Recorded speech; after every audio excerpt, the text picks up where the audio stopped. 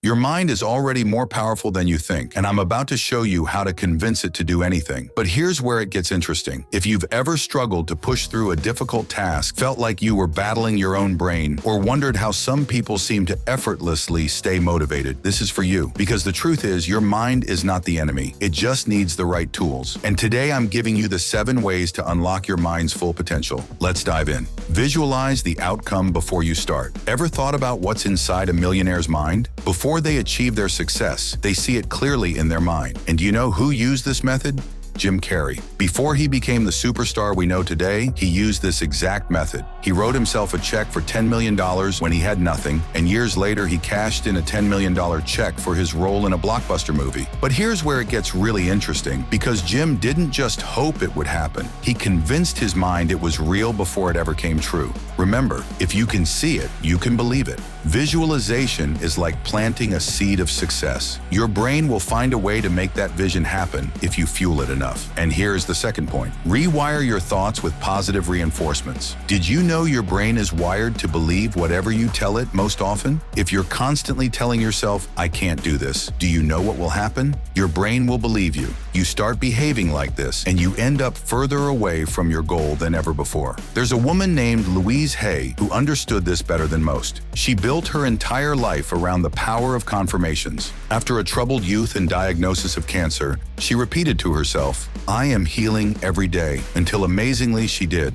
Every positive statement you make about yourself reinforces your brain's belief in what's possible. Start saying, "I am capable," and your brain will start to agree. And here is the third point. Break it down into small steps. The overwhelm you feel when facing a big task isn't because it's impossible, it's because your brain is panicking. But here's a trick. Ever heard the saying, "How do you eat an elephant?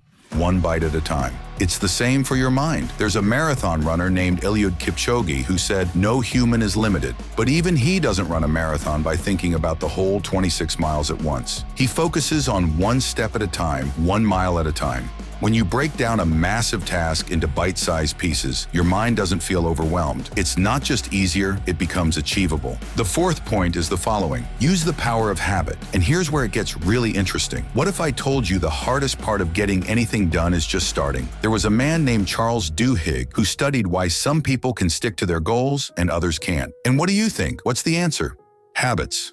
Habits run your life. Duhigg discovered that once something becomes a habit, your brain stops using as much energy to think about it, it just does it, like brushing your teeth. It's not hard to do it every day, is it? Keep in mind, if you turn difficult tasks into habits, you'll do them automatically without convincing yourself every single time. Start small, stay consistent, and watch how your brain falls into line. And here is the fifth advice. Challenge your comfort zone. Your brain hates change. It wants to stay comfortable, even if that means keeping you from growing. There's a man named David Goggins who used to be 300 pounds, living with a ton of self-doubt. One day, he decided to challenge everything he thought he knew about himself. He became a Navy SEAL, an ultra-marathon runner, and one of the toughest athletes alive. But how? He constantly pushed past his comfort zone. The more you push against the limits of your comfort zone, the more your brain will expand to accommodate new challenges. Get comfortable being uncomfortable, and soon, what once scared you will seem easy. And here is the sixth point. Practice gratitude to rewire your brain. And now, for the moment you've been waiting for,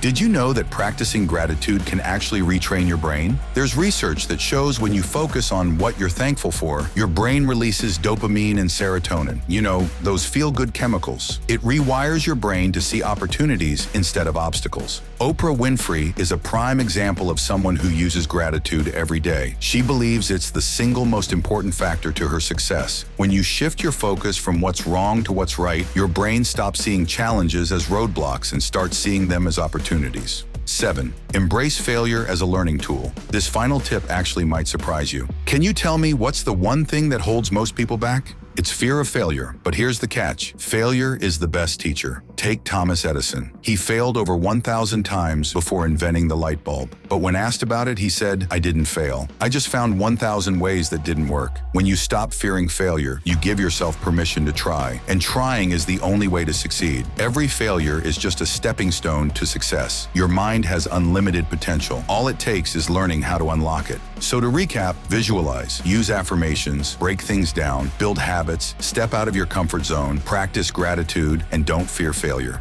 Convincing your mind to do anything isn't about forcing it, it's about working with it. Now imagine what you can accomplish once you've mastered these 7 techniques. And if you want to know how to reach financial freedom, watch this.